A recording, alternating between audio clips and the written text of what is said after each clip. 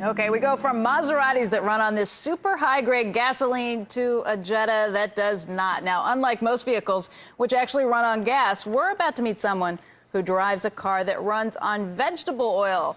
We're talking specifically about leftover grease from a local Chinese restaurant. Melissa Lee has that story for us this morning. Good morning, Melissa. Hey there, Becky, and that special someone is CNBC's own resident master of graphic arts. He's also the owner of what has lovingly come to be known as the Gordon Blau Kung Pao Mobile. Take a look. It looks like an ordinary Jetta.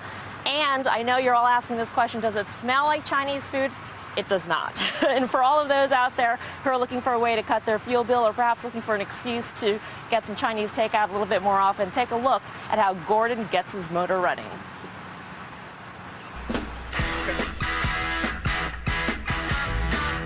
Another fresh delivery of oil. All right, some nice, yummy used vegetable oil.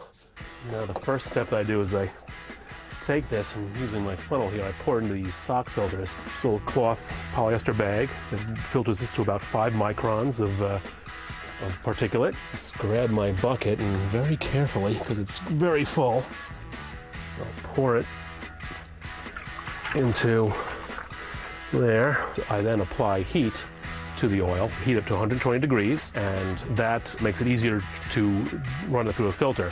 I use this pump then to just pump it through from this barrel through a fuel filter that gets even a finer filtration, and then that goes into my big collection barrel.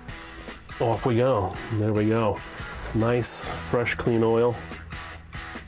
Not so clean and not so fresh, but at least it works for a car. So you can see it's certainly, you know, a lot cleaner than it was when I got it.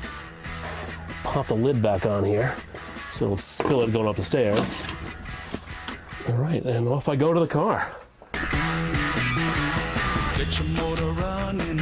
Open up my vegetable oil tank here, and off we go. Head out on the highway, looking for adventure, and whatever comes our way. And we are joined now by Gordon Blau, the owner of this very special vehicle. And Gordon, basically, there's another tank back there. That's how it works? That's right. There's a second tank for vegetable oil in addition to the diesel tank. And this switch right here just lets me switch back and forth. So you bought this car. It was an ordinary Volkswagen Jetta that you purchased at an ordinary dealer. Then what? Right. Well, the key is it's a diesel, because diesels were designed to run on vegetable oil originally. And I bought the kit from Greasecar, had it installed. The total cost like $1,700. And then I had to establish relationships with Chinese restaurants to get my oil and the filtration process, which you just saw. And I've been running on it ever since. So tell me how it works. You're on the road. What happens? Nothing. I just hit the switch and boom, right here. Now I'm running on vegetable oil, just like that. All right, but there's a whole process because obviously oil, as we all know from cooking at home, it congeals when it's cold. That's why we maintain 2 tanks. When I start the car, it's always on diesel until the car warms up, and the coolant from the car heats up the vegetable oil, and then once it is, I heat up, I just switch that over, and there I go on vegetable oil. Bottom line, how much you saving? Probably close to $3,000 a year over what I was spending previously. That's tremendous. Gordon, thank you very much, and thanks for being such a good sport. Sure thing. Becky, I don't know if you're considering getting one of these things. It's pretty attractive. We were just talking about that. I can't believe that actually works, and I really can't believe it doesn't smell like Chinese food after you go through all that processing. But that's an amazing, amazing car. You should come out and smell it yourself. I'm going to. I'm going to come out there either after the show or one of the breaks. So tell Gordon to stick around on that. I definitely want to check out this car. Definitely. All right. Thanks a lot, Melissa. We appreciate it. All right.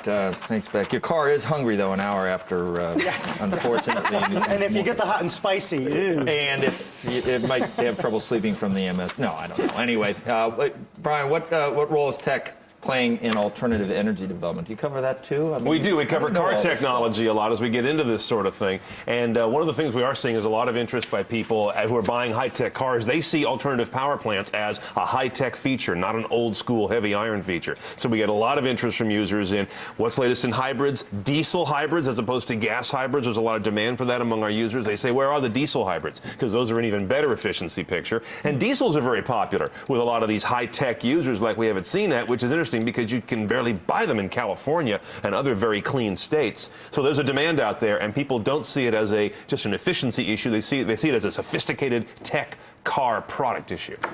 It's cool stuff. That's really cool stuff. Yeah. I I mean, it's a lot of trouble to go through, obviously, but what were the savings that he said? he said $3,000 a year he thought he was saving on this, and he only paid something like $1,700 to have it installed. But definitely an option as we start seeing these The oil operative prices. word was I go around and I set up my relationships with all the Chinese Right. restaurants. And I guess it's easy when you're the only guy in town who's Right. doing it, but if we all got these, would you Right. run out of the vegetable oil? Right, from we'll these all be things? competing with companies like Darling International, this giant rendering company that currently goes around to restaurants and turns it into the bar soap we use in our shower. I guess the key is to be the first guy on your block to get You one. couldn't use McDonald's French fry grease? Maybe you could.